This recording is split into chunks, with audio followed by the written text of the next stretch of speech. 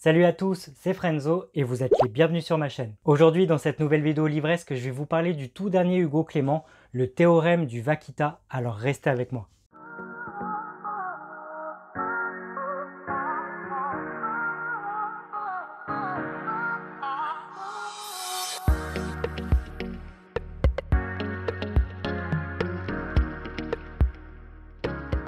Hugo Clément, on ne le présente plus, il a participé au Petit Journal, à Quotidien, il a également fait les émissions Sur le Front et il a publié 3 ouvrages avant celui que je vous présente aujourd'hui. En effet, il a publié Comment j'ai arrêté de manger des animaux, il a publié Journal de guerre écologique et enfin le tout dernier, enfin l'avant-dernier plutôt, Les lapins ne mangent pas de carottes. Ces 3 ouvrages, je vous les avais déjà présentés en vidéo sur ma chaîne, vous pouvez les retrouver au-dessus de ma tête ou en fin de cette vidéo.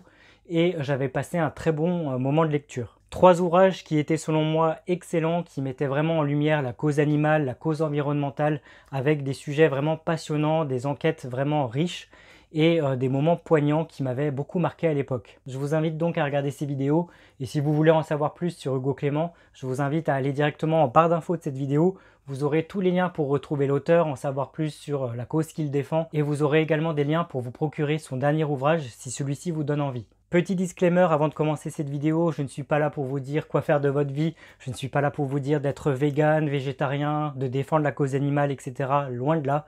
Moi-même, je suis du coup tout ce qu'il y a de plus carnivore. J'essaye de réduire un petit peu ma quantité de viande au quotidien, mais je ne suis pas là pour vous dire quoi faire.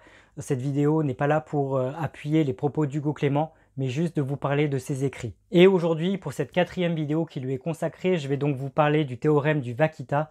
Donc c'est parti. Le théorème du Vaquita d'Hugo Clément nous présente donc sous forme d'ouvrage illustré, un très bel ouvrage illustré d'ailleurs que l'on doit à Dominique Mermoux. Je vais faire défiler à l'écran quelques images sans trop divulgacher pour que vous vous rendiez compte un petit peu de la qualité des dessins. Et comme je le disais, du coup, on doit ce nouvel écrit à Hugo Clément, qui a été accompagné de Vincent Ravalec au niveau de l'écriture, et du coup de Dominique Mermoux pour les dessins.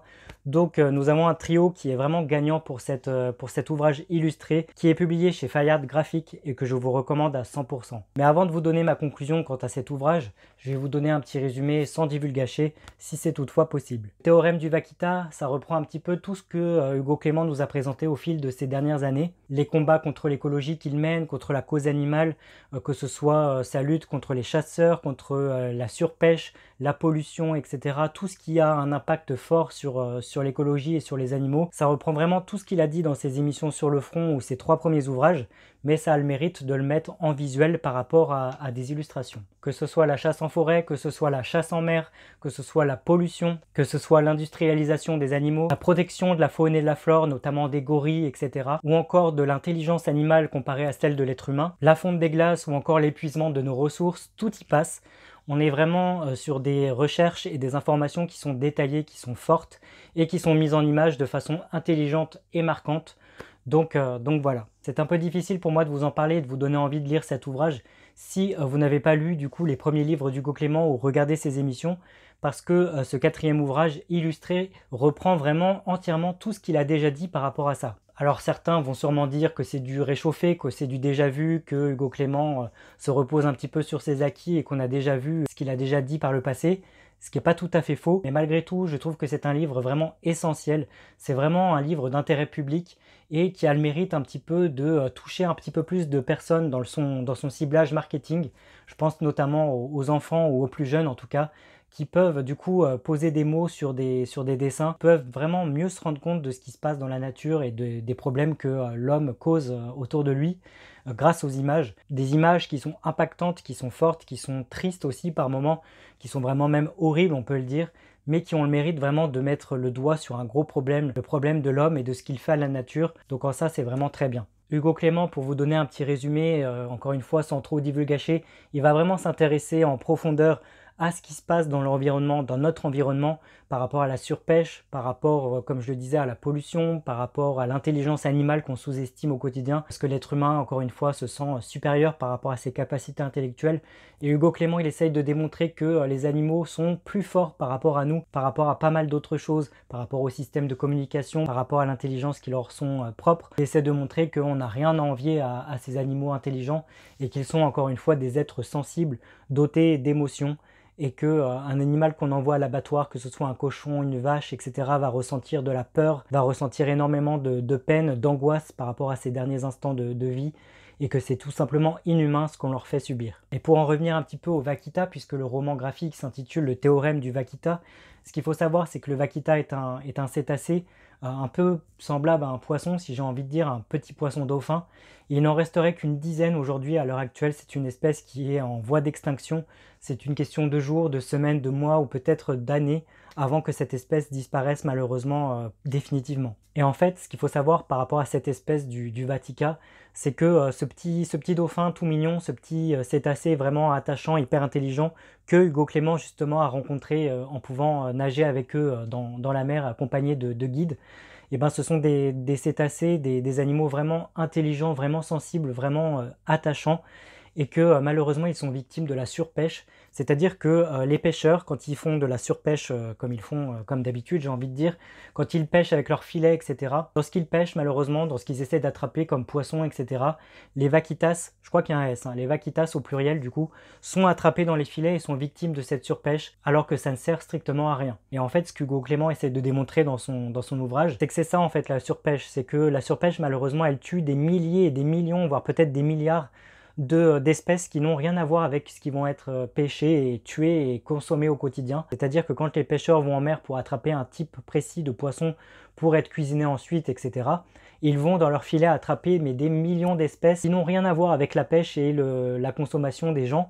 Et ces animaux-là vont mourir à cause de la surpêche, à cause des filets. Ils vont être remontés à bord, agonisants, mourants, etc. Et ils vont tout simplement être rejetés à l'eau tels quels. Et c'est tout simplement un gâchis monumental. Et à cause de ça, du coup, le vaquita, ce fameux cétacé tout mignon, il en reste plus beaucoup aujourd'hui, et c'est en ça que c'est vraiment triste, et c'est ce que Hugo Clément essaie de dire, cette espèce est victime de la surpêche comme tant d'autres, et que c'est un drame mondial. Et en fait, du coup, le titre de ce roman graphique, Le théorème du vaquita, ça nous expose un petit peu de manière philosophique que un vaquita en moins, ça peut avoir un impact vraiment immense sur la population mondiale. Et en fait, Hugo Clément, il représente un peu dans son ouvrage, comment expliquer ça? Comme si en fait, une maison faite de briques représentait un petit peu la nature et les animaux. Petit à petit, on retire des briques, la maison devient un petit peu instable, et si on en retire de plus en plus, c'est toute la maison qui s'écroule. C'est une métaphore pour nous dire que la maison, c'est nous, c'est notre peuple, c'est notre planète. Plus on tue notre faune et notre flore, plus c'est toute notre maison, toute notre planète qui s'écroule, et qu'on ne peut pas continuer ainsi. Je ne sais pas si je l'ai bien expliqué, mais en tout cas, c'est beaucoup plus joli et beaucoup plus poétique et profond quand c'est vu par Hugo Clément. Au fur et à mesure qu'on avance dans ce roman graphique, on prend conscience quand même qu'on mange de la viande ou non, hein, je parle vraiment en toute honnêteté, on prend vraiment conscience du mal qu'on fait à nos animaux, des animaux qui sont des êtres sensibles, qui sont tout comme nous, des êtres avec des émotions, etc., du mal qu'on leur fait, pour pas grand-chose au final, puisque l'être humain pourrait survivre sans autant consommer de viande. C'est ce que Hugo Clément essaie de démontrer. Il essaie pas, contrairement à ce que beaucoup de gens essaient de dire par rapport à lui, de transformer tout le monde en vegan. Comme il dit dans son livre et comme il le dit en interview, il vaut mieux des millions de gens qui réduisent leur quantité de viande plutôt que des milliers de véganes. Et je suis d'accord avec lui. Parce qu'aujourd'hui, c'est pas comme à l'époque où on avait besoin de chasser et de tuer pour pouvoir survivre. Aujourd'hui, l'être humain est omnivore, n'est pas obligé de consommer autant de viande pour survivre.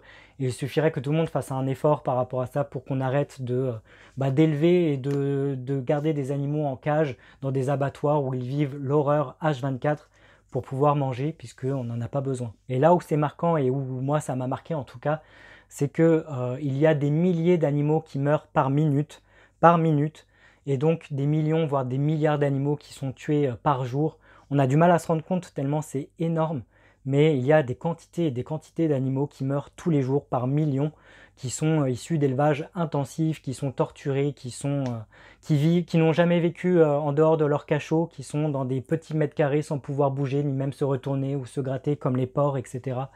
Et qu'on abat sans scrupule pour répondre à un besoin qui ne l'est pas finalement. Tout ça, c'est extrêmement bien montré. On a des interviews, parce que Hugo Clément se déplace encore une fois. Il interviewe des gens qui ont travaillé dans des abattoirs, qui ne se sont jamais remis.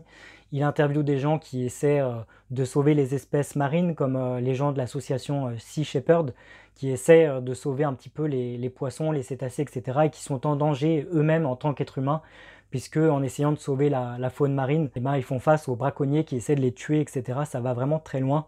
et c'est vraiment dramatique. Et à côté de ça, on a d'autres associations, que ce soit en Afrique pour essayer de sauver les gorilles, des gens qui se rendent compte finalement, d'anciennes personnes, je veux dire plutôt, qui étaient des braconniers et qui chassaient les gorilles, etc. à l'époque, qui se sont rendus compte finalement que c'était plus intéressant de les préserver parce qu'il y a beaucoup de touristes qui payent très cher pour pouvoir juste les observer et que rien que ça, c'était un pas en avant pour essayer justement de préserver ces animaux. Mais il n'y a pas que ça, il y a aussi des gens en France qui essaient de sauver les lynx, les oiseaux, etc. On a des fermes agricoles qui essaient de faire en sorte que les animaux trouvent refuge, d'anciens animaux d'abattoirs qui trouvent refuge pour une petite retraite méritée, qui peuvent pâturer du coup en plein air, etc. Enfin, on a de belles histoires, heureusement, qui viennent contrebalancer un petit peu l'horreur de ce que vivent la plupart des animaux à travers le monde. Donc si le théorème du Vaquita est en soi quelque chose d'assez triste, puisqu'on fait vraiment face, mais de front, à l'horreur des animaux dans le monde, il y a aussi, et c'est ce que j'apprécie avec Hugo Clément,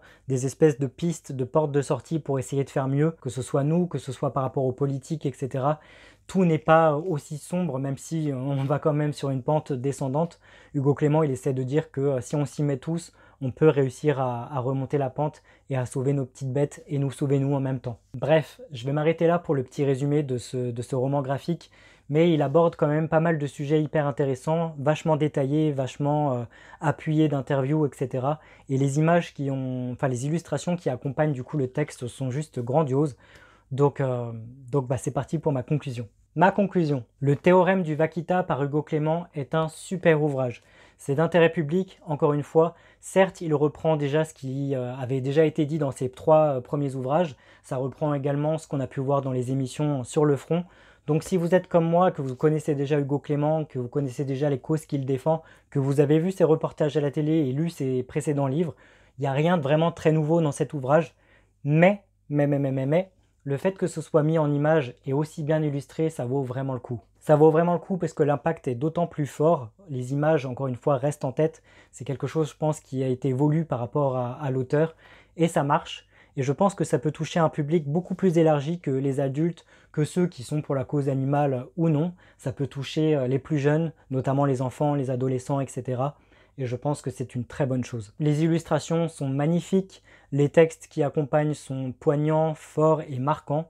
C'est vraiment un 4e ouvrage que j'ai adoré, et même si je connaissais déjà ce qui a été dit pour 90% du texte, j'ai passé un super moment de lecture, et encore une fois, ça m'a fait beaucoup réfléchir. Qu'on aime ou pas Hugo Clément, qu'on soit d'accord avec lui sur la cause animale qu'il défend ou non, il y a pas mal de choses intéressantes dans ce récit, et c'est pour ça que je vous invite à le lire et que je le recommande à 100%. Et vous alors, est-ce que vous avez lu ce roman graphique de Hugo Clément, Le théorème du Vaquita? Si c'est le cas, n'hésitez pas à me le dire dans un petit commentaire en dessous de cette vidéo, je me ferai une joie d'y répondre. Évidemment, si cette vidéo vous a plu, n'hésitez pas à la liker, à la partager et surtout à vous abonner à ma chaîne pour ne pas manquer mes autres critiques littéraires à venir. À ce sujet, je vous retrouve bientôt du coup pour une prochaine chronique livresque. D'ici là, prenez bien soin de vous, je vous dis à très bientôt. Ciao!